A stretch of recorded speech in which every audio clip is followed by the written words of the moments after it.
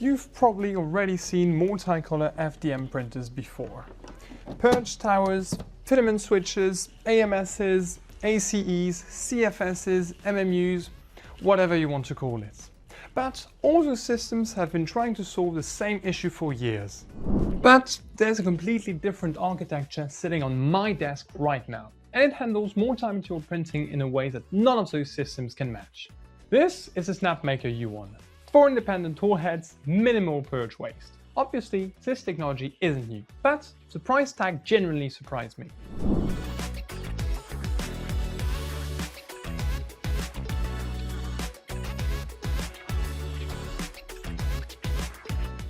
Welcome back to 3D Natives Lab. I'm Elliot, and today we're going over our experience with the Snapmaker U1, a machine that, I'll be honest, represents a pretty significant pivot for this brand. Most of you will know Snapmaker from their multi-function machines like the 2.0 series, the Artisan, the classic 3D printer plus CNC plus laser combo that made them famous. That Swiss Army knife identity was their whole thing, and now they've walked away from it. The U1 is a dedicated FDM printer, full stop. No laser, no CNC, just printing, but done in a way that I think is genuinely interesting. The core question for this review is simple. At its price point, does the U1's tool changer architecture give it a real edge over the filament switching systems dominating this segment? Let's find out. Let's run through the hardware. The U1 gives you a 270 by 270 by 270 mm build volume, a genuine cube, which is a clean and practical shape. The machine itself is fairly compact at 584 by 499 by 730 mm and weighs in at 18.2 kilograms, making it fit easily on a workbench. On the motion side, maximum toolhead speed is rated at 500 mm per second with a peak acceleration of 20,000 mm per second squared. Clipper handles the firmware, which means input shaping and pressure advance are baked in. That's key to reaching those speeds and maintaining quality along the way. The hot end is rated to 300 degrees Celsius and the bed tops out at 100 degrees. Solid numbers for engineering materials, but the fact that the default configuration doesn't include the top cover means that only materials like PLA, PETG, TPU and PVA are compatible out of the box, with ABS, ASA, PA and PC requiring the separate top cover. The standard 0.4 mm stainless steel nozzle can be upgraded to a hardened steel option if you want to run composite reinforced filaments. The machine does ship with 4 tool heads and 4 250-gram PLA spools. The build plate is a flexible PEI steel sheet, magnetic, easy removal, the usual modern standard. Cooling is handled by a dedicated part cooling fan, plus a large auxiliary fan inside the chamber on the left side of the build area, which kicks in to support high-speed printing. It works, but I'll come back to the noise question later. Connectivity is ensured via Wi-Fi and a USB flash drive on the back of the machine. The screen is fixed and flush mounted. It looks clean, but the ergonomics depend entirely on how high you place the machine. At the time of shooting, the Snapmaker U1 costs 850 euros or dollars, but retail prices might obviously vary by region and promotional period. So check Snapmaker's website for the current number before you make any decisions. What I can say is that for a 4-tool tool changer, it sits meaningfully below comparable systems from the likes of Prusa and Bamboo.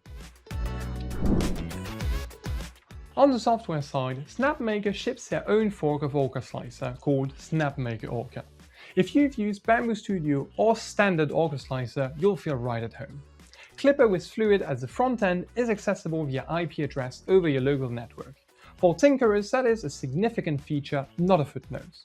You have direct access to configuration files, macro scripting, real-time parameter adjustments, the full open Clipper ecosystem. It's one of the reasons this machine will end up in a maker's workshop and not just in schools and offices. The mobile app covers camera monitoring and print status, and it works fine for what it does. But I'm not going to oversell it. There's no one-click printing from a model library the way Bamboo's, Anycubics, Anygoos or even Prusa's ecosystem handles it. You need a computer to prepare and send prints. Nothing really complicated, we're used to it, but those one-click print modern features are nice sometimes. One connectivity bug worth mentioning, I hit an occasional false offline status when the printer and slicer weren't on the same network. A refresh or restart often cleared it. Maybe a future firmware update could help make it more stable. Setup is honest middle ground, not plug and play, but not a kit either. Budget 30 to 45 minutes if you're comfortable with 3D printers, up to an hour if you're being methodical. Most of that time goes into installing the 4 tool heads, which is expected given what the machine does. There's one documentation gap worth flagging. 2 sets of PTFE tubes are included with different diameters, and the manual doesn't clearly label which is which. In practice, the wrong tube won't sit properly, so you'll figure it out. But better labeling would help first-time users. Now, the headline capability, the tool changer. And this is where I want to explain why the architecture matters, not just that it exists. Filament switching systems like your AMS and your MMU work by pulling one filament out of a shared hot end and pushing the next one in. The problem is color contamination. You need to purge the old color before the new one is clean. That purge goes somewhere, usually into a dedicated purge tower or a wipe system or both. It's wasted filament every single time you switch. The U1 has almost no purge waste. Each tool head has its own independent hot end. When it switches from head 1 to head 2, there's no shared nozzle to clean. Head 2 picks up exactly where it left off with its own material, its own color, no contamination. On a complex multicolored print, the difference in wasted filament is substantial. To be clear, Snapmaker didn't invent this technology, and they aren't the first ones to sell a machine with it, but to my knowledge they are the first to sell one under $1,000. I tested multicolored prints on figurines and decorative objects in PLA, and the results were reliable. Tool switching was clean and consistent throughout testing. There were a few Z-axis artifacts on the very first print that got me worried I might be having some issues, but those artifacts did not reappear across other prints. Multi-material supports are where this machine has a genuine differentiator moment. I printed PLA structures with breakaway support material assigned to a second tool head, and the removal was clean and easy.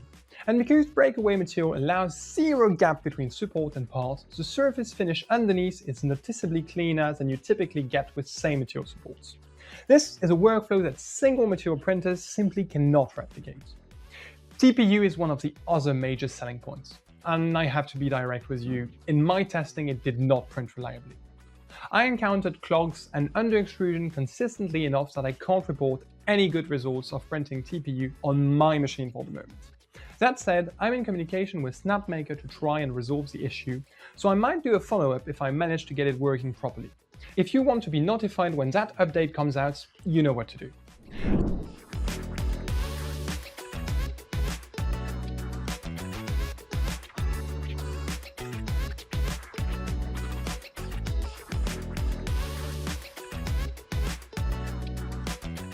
The RFID filament detection is a nice quality of life feature for Snapmaker branded spools. Like most printers nowadays, the material and color are read automatically, and the profile is automatically applied and synced in the slicer. Third-party spools require manual profile selection, which is fine and gives you full control. Auto-loading works very well for rigid materials. Insert the filament tip and the printer pulls it through automatically. One missing piece, there's no hardened filament cutter, so unloading requires heating the nozzle and retracting through the interface. Slower than competitors that have a cutter built in, and it adds friction to multi-material prep. A few other practical notes. The LED lighting inside the chamber is dim, which limits how useful the camera is in dark rooms.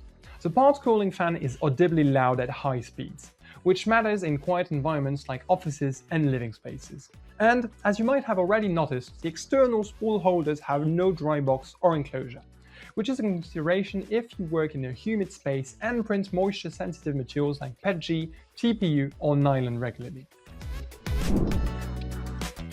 So, where does the Snapmaker U1 land? Let me be clear about what this machine is and what it isn't. It is almost a plug-and-play consumer printer, but it's not trying to compete with Bambu Lab on ecosystem polish or seamless mobile experience. If that's what you need, the P2S with AMS is probably a better fit for your workflow. And yes, it costs roughly €100 less. But if you compare architectures rather than just sticker prices, the U1 offers something genuinely different at its price point. A true 4-tool tool changer with no purge waste or next to no purge waste. An open clipper ecosystem that rewards experimentation and multi-material support capabilities that outperform anything built around filament switching. The Prusa XL does this better. All metal construction, larger build volume, more refined execution. But it does it at a significantly higher price. The Bambu H2C is another step up in both capability and cost. The U1 occupies a space between the budget filament switches and the premium tool changes. And at that price, it makes a compelling case. The honest caveats: proprietary nozzle assemblies mean a clog costs you 15 to 30 euros instead of 2. The app ecosystem is limited, and the printer is open by default, both on top and for the filament spool holders. These are the real things. But for makers, students, educators, and hobbyists who want to explore multi-material printing with relatively open firmware and next to no waste tool changing, this machine earns its place in the conversation. If you want the full written breakdown and all the details I couldn't fit in this video, head over to 3dnatives.com. You'll also find the final score for this machine. As always, thanks for watching and see you in the next one. Bye then, happy printing!